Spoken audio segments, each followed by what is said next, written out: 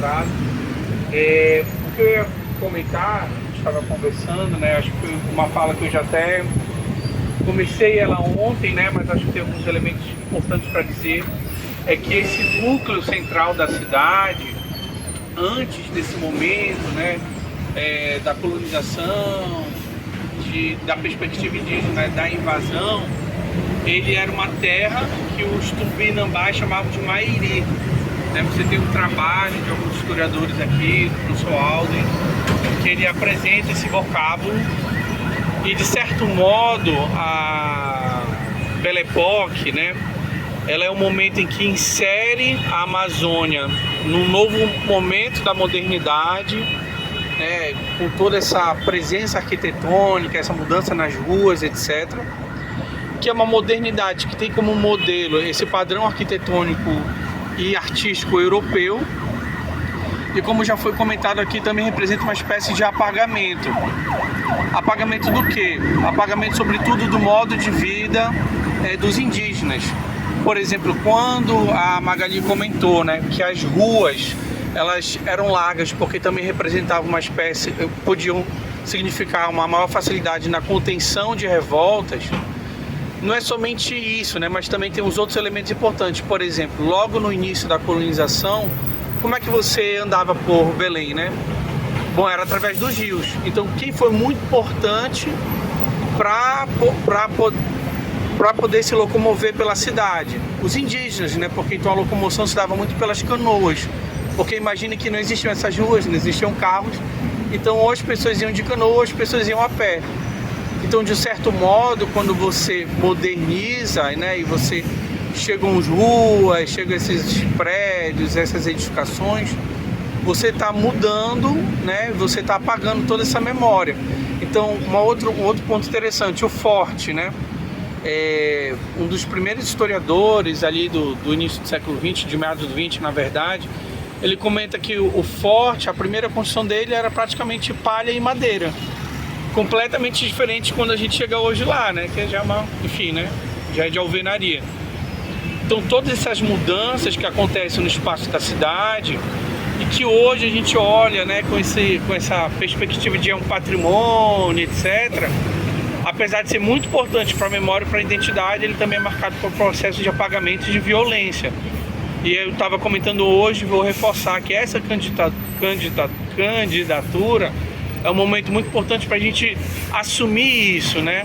Assumir essa memória de violência, assumir essa memória de apagamento. E acredito que isso tem que ser feito de uma maneira mesmo informativa, que isso fique claro. Eu sinto muito a falta disso quando a gente anda aqui pela praça, né? Você vê muita ode a essas edificações, mas você não vê nada que informe esse apagamento que aconteceu. Você não tem nenhuma placa sobre isso. Eu não sei se tem por aqui, mas eu não sei onde está, na verdade, mas antes tinha até uma placa do Belém da Saudade, que foi um projeto da prefeitura, né, que trazia um pouco essas referências da Belle Époque. Mas você não tem nada informativo sobre esse apagamento da presença indígena que havia na cidade. Eu acho que esse é o momento de a gente assumir isso sem problema algum. Acho que, na verdade, até uma espécie de reparação histórica e, mais do que justo, a gente está colocando e trazendo isso nesse momento. Pois é, tem essas estátuas, bem lembrado, mas eu acredito que elas não dão conta do apagamento que aconteceu, né, em relação à presença indígena. E é isso, gente. Muito obrigado, Marlete. Obrigada, André. Vou chamar aqui a Ana Paula, geógrafa também, falar um pouquinho sobre. Oi, gente. Bom dia. Meu nome é Ana Paula, como a Magali falou, sou geógrafa de formação, faço mestrado em diversidade sociocultural no Museu Guild.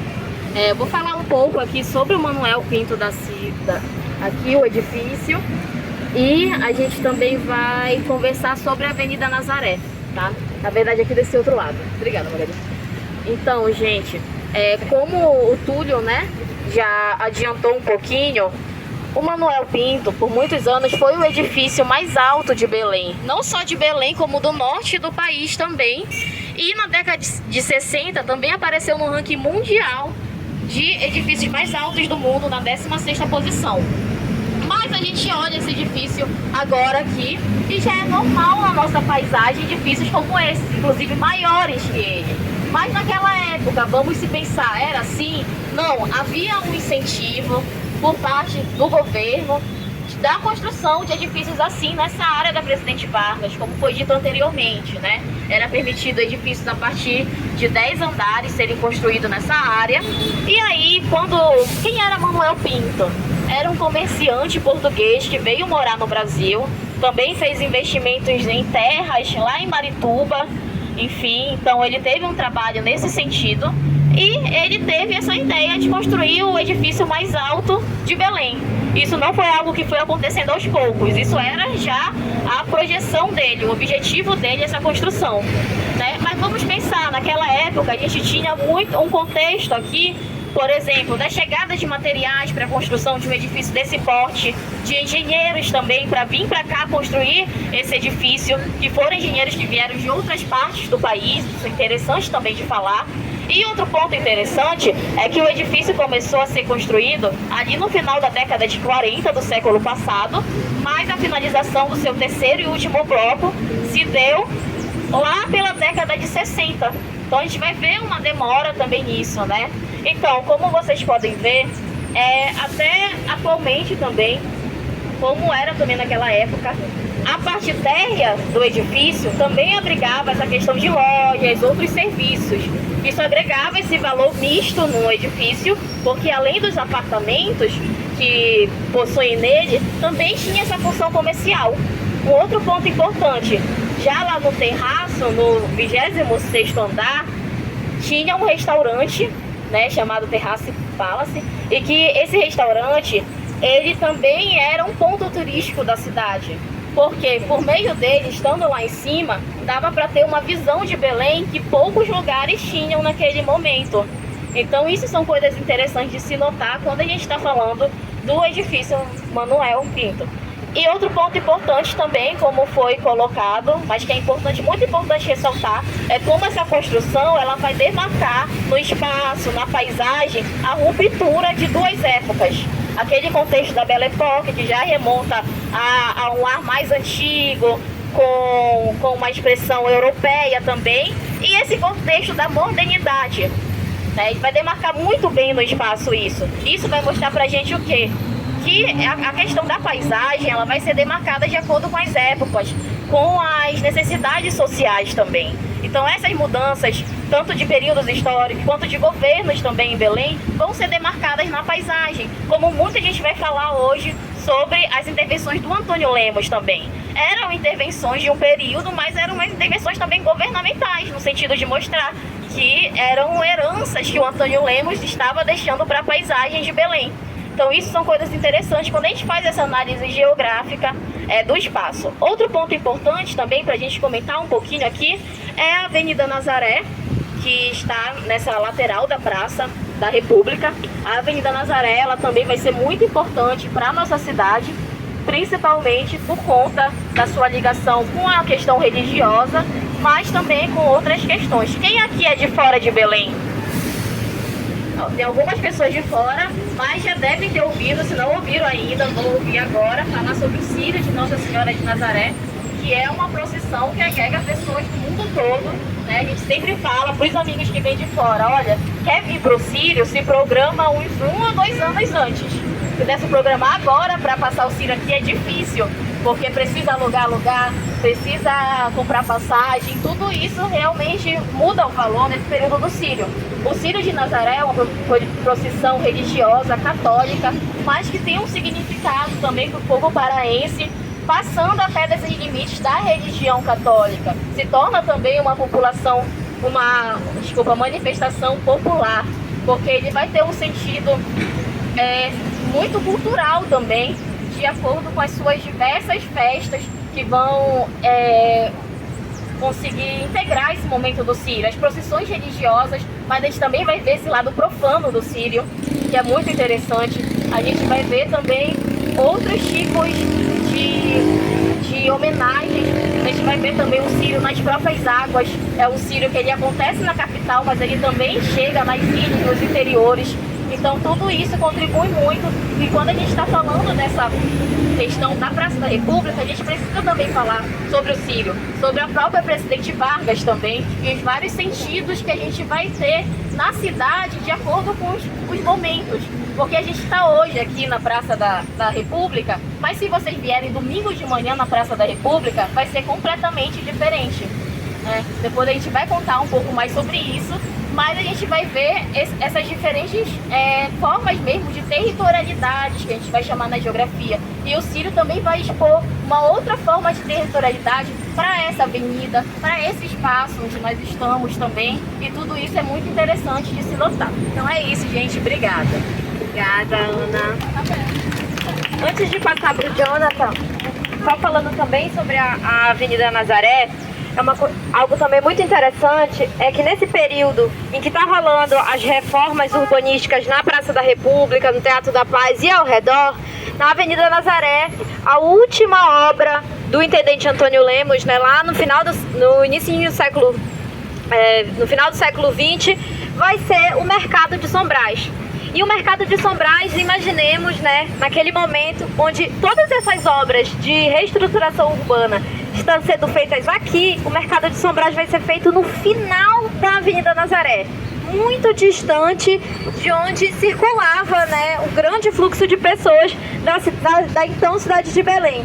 Isso porque da intendência já se pensava na Avenida Nazaré como um eixo de expansão dessa cidade, e colocar uma obra como o Mercado de Sombrais, grande, entendido como suntuoso, lá, que era onde ficava também o final da Estrada de Ferro Belém-Bragança, que hoje é o terminal rodoviário, e também onde tinha uma saída para o Igarapé, que também hoje já aterrado, mas que ficava atrás do Mercado de Sombrais, era um importante ponto de comercialização e de fluxo de pessoas e de mercadorias. Então imaginemos que essa paisagem que a gente está circulando hoje está sendo construída com esses motivos políticos, com essas motivações para a expansão da cidade de Belém, e trazendo consigo uma ideia, né, de cidade e de civilização que se queria. E por isso, né, ressalta-se o que o André falou, desse apagamento desses sujeitos que vão ser responsáveis por essa construção, sujeitos que muitas vezes foram escravizados. Vou passar aqui para o Jonathan, rapidinho. Vamos lá, bom dia. Bom, então, como a Ana e a Magali falaram, né, esse local onde nós estamos aqui, entre a Presidente Vargas e a Avenida Nazaré, é justamente o que, tanto no conceito de geografia, né, explorado lá pelo professor Silvio Figueiredo, quanto, né, por outros professores também, esse conceito aqui dessa área, ela é chamada no período do Círio de Joelho do Círio. Existem dois joelhos do Círio, né, inicialmente, que são os pontos onde dá os nós, né, os pequenos nós do Círio, onde são os pontos mais complicados. Falando dessa área aqui onde nós estamos, né, a gente já falou então da Presidente Vargas, já falamos da Avenida Nazaré, falamos do prédio, né, e aí essa área do entorno, né, que compõe então o IEP, né, e a Praça da Sereia também, elas são dois pontos importantes ao qual vão marcar também, assim como o Teatro da Paz, alguns períodos da história de Belém, né? Primeiramente, a gente precisa lembrar que esse prédio, ele já citou também um jornal, né, que era o jornal A Província do Pará. Existiam dois jornais na cidade de Belém, né? E aí então existia o jornal A Província do Pará, que era localizado nesse local, né? Logo depois, então, ele passou, né, por um incêndio, né? Até então, tanto alguns historiadores quanto alguns pesquisadores, né, dizem que o acidente, que o incêndio ele foi proposital, né, mas porém não tem uma pesquisa que comprove mesmo de fato se ele foi proposital. E aí então, logo depois desse período, ele passou-se então a ser o Instituto de Educação do Pará. Mas para falar dele rapidinho, a gente precisa começar lá pelo Paz de Carvalho, que é o Liceu Paraense, né? O Liceu Paraense, justamente essa escola de artífices, reunia então vários institutos, né? Foi responsável pela criação de vários institutos, como a própria Academia Paraense de Letras, como o Instituto Histórico Geográfico do Pará e também pelo Instituto de Educação do Pará, que nesse primeiro momento ele então formava alunos na escola normal, né? Que era a escola de quê? Como se fosse a escola de pedagogia, né? Então, esse primeiro período, então, ele fez toda essa questão da educação no Pará, dos professores, né? E aí marca, então, esse período. É bastante importante também lembrar que o IEP está dentro da zona de amortecimento do Teatro da Paz, né? E também ver essa questão dos alunos com o próprio teatro. Apesar, né, dessa proximidade, né? Também tem essa questão dos alunos também visitarem o teatro, né? Essa outra questão também dos alunos frequentarem a praça, né? E logo depois é importante também falar da Praça da Sereia, né?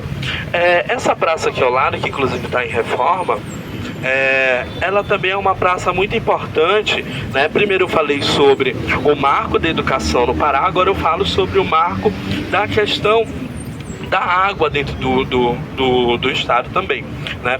Vale lembrar aí que nesse período ainda não existiam totalmente ruas com a canalização da água, né? Ainda existiam locais de fonte, né? E aí então também, né, tem-se a partir dessa história, né, que também esse foi um local onde as pessoas também pegavam água, né, para também fazer os seus afazeres diários, né? Mas aí é importante também falar do estilo, né, que é o estilo Art Nouveau, né? E aí ele vem trazendo, né? Eu não sei se vocês já passaram porque no momento não dá para ver, mas se vocês já passaram pela praça, né? Ele tem três andares, né? Três áreas, né? Do chafariz. A primeira é sobre as sereias, né? Justamente sobre essa questão das sereias. A segunda é sobre as conchas, esses elementos amazônicos também que já são explorados dentro da obra. E no terceiro, então, são conchas também remetendo à questão também dessa natureza, né? E desse saber, né? E aí é mais ou menos isso, né? Explicando de forma mais rápida, né? Para que a gente possa então caminhar.